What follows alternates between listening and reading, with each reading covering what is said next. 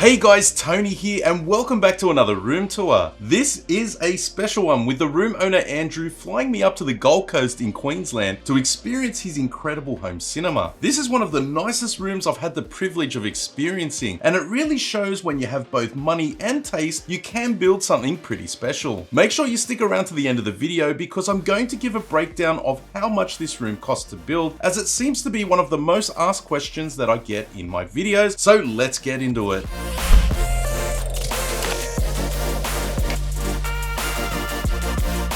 So before we get into the tour, I want to set the scene for you a little, as this is not your standard DIY room that I usually feature on my channel. Andrew, who owns this room, is a successful business owner who lives in a beautiful part of the world up in sunny Queensland.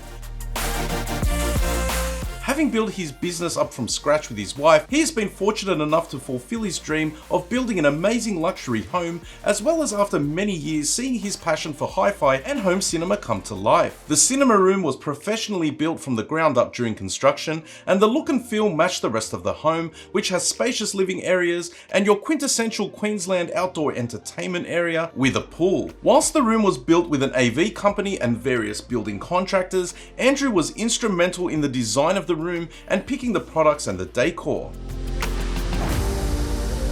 So the dimensions are 5.8 meters long by 4.4 meters wide and 2.7 meters high, with an alcove built with a plinth to house the Krix speakers behind the screen.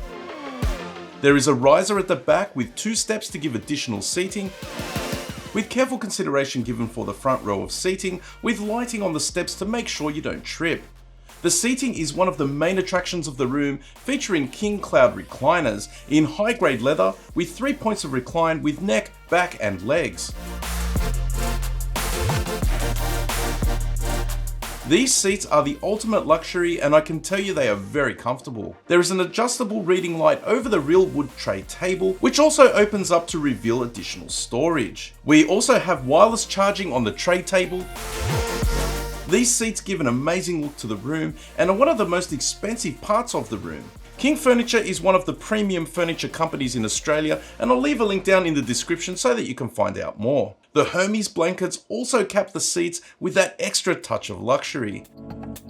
The carpet is premium wool, installed during construction with thick underlay, and the underlay makes a massive difference to the way it feels underfoot, and has been laid over the stairs and the riser as well. To make sure the sound leakage was kept to a minimum, we have soundcheck lined walls, all painted in Dulux Numanji, and the chocolate colours really give a unique and classy look to the room. I've never been in a theatre room that has the earthy tones, and I have to say how impressed I am with how it looks and feels, and these colour choices are really cool. Acoustic treatment is the Vicoustic wavewood absorbers on the sidewalls with bass traps in the rear corners made from high quality material. These acoustic panels make the room echo free, which I tested out with a clap test. The positioning is spot on. There is also a set of Vicoustic skyscraper diffusers along the back, which help to give the room some life without creating an echo. The curtains are custom made acoustic curtains with an absorbent layer as well as a block out behind. I really like how they looked in the room, adding some contrast to the panels while also blocking the light and the sound as well. The star ceiling is also considered further acoustic treatment made by the company LightFX. And the cool feature of these panels is having multiple simultaneous colors at the same time. Quite a bit of work went into the installation of the panels, with holes cut out to be placed at perfect positions, yet when the lighting is off, the speaker covers just disappear. The lighting is Philips Hue for the perimeter lighting, which Andrew told me he needs to change up a little by adding a diffuser to them to stop the beads reflecting on the wall. The downlights are standard GU10 downlights, which are dimmable and controlled through Savant Smart Control, as well as the wall switch and the dimmer at the front of the room. All controls throughout the whole home are managed through Savant, and I'll leave links down in the description for that as well. Further touches in the room are the powder-coated aluminium vent for the air conditioning, and again, I have to say that overall, the look and feel of this room is really impressive and one of the best that I've had the fortune of experiencing. So the projector originally chosen was the JVC NZ8, and actually delayed the filming of this room because Andrew had to wait 6 months for the NZ8 to arrive. Unfortunately, on the day of install, it was dead on arrival, and without any means of repair, the prospect of waiting a further 6 months for replacement, Andrew was able to get the JVC NP5 instead. The NP5 is a native 4K projector with a lamp instead of a laser. The JVC frame adapt HDR and tone mapping is exceptional, and the black levels on this projector are excellent. The screen is the Subwoofers 140-inch 2.35:1 woven screen, acoustically transparent so that the speakers can be placed behind it. The weave is so good you can't even see it unless you go right up to the screen, and the image it produces is stunning. Let's take a look at some of the video demos of this combination. I think up there you're dead. Believe me.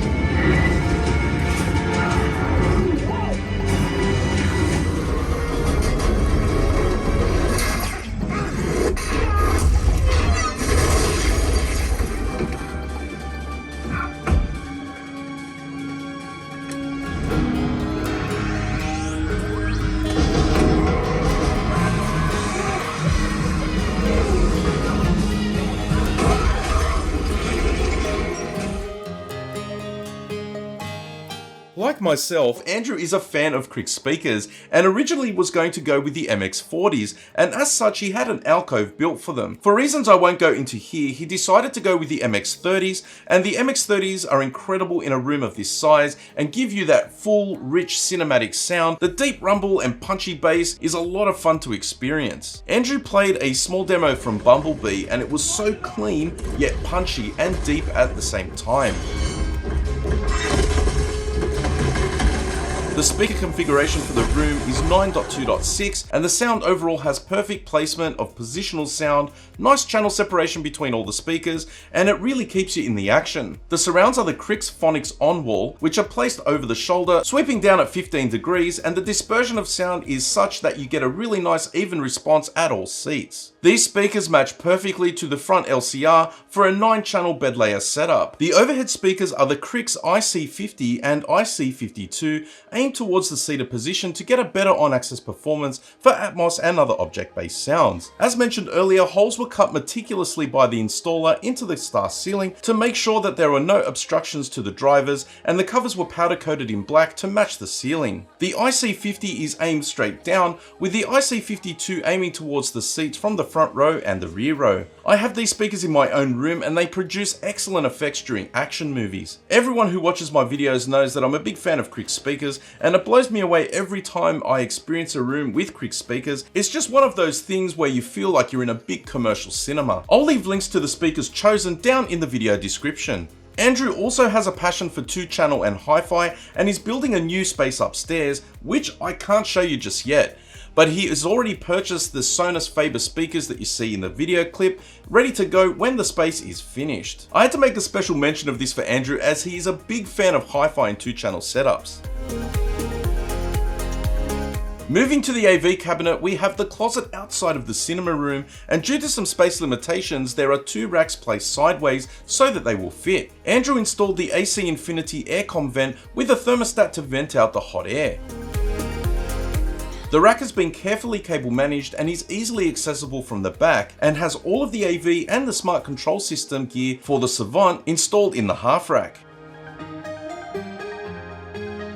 Starting at the top of the rack, we have the Anthem AVM70, which is a dedicated processor with 15 speakers and 2 subwoofer outputs, which supports Dolby Atmos, DTS:X and IMAX Enhanced.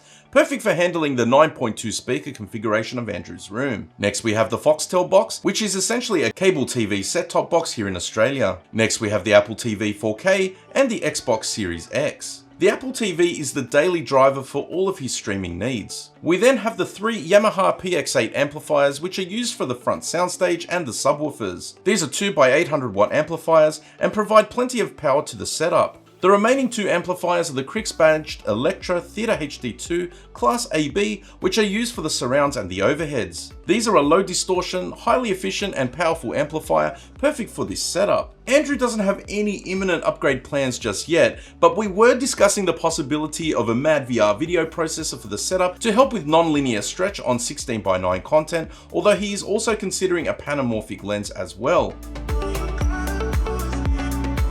So one of the most asked questions that I seem to get in my room tour videos is, how much did it cost?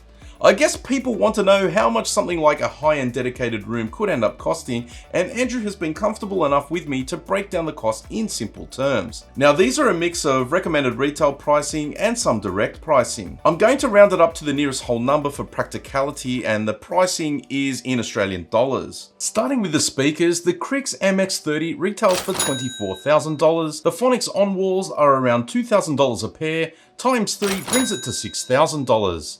The IC50 overhead speakers coming in at around $600 each, so that's about $3,600. So for the speakers, we are looking at $33,600. The processor is around $6,300, with the JVC NP5 coming in around $10K. The Subwoofers screen was $6,500, so the total so far is $56,400. The 3 PX3 amplifiers come in at $1,200 each, so that's $3,600, with the Electro amplifiers costing a total of $8,100. That brings the total for the electronics and speakers to $68,100. The star ceiling, including installation as well as other installation needed for the room, all done by the same installer, came in at $15,000. The carpet with the underlay was $5,000, the blankets were $10,000, and the curtains were $7,000. With the Vicoustic wall treatments, they were also around $10,000. So that brings the total for the room to $115,100. The biggest single ticket item in the room is the seating,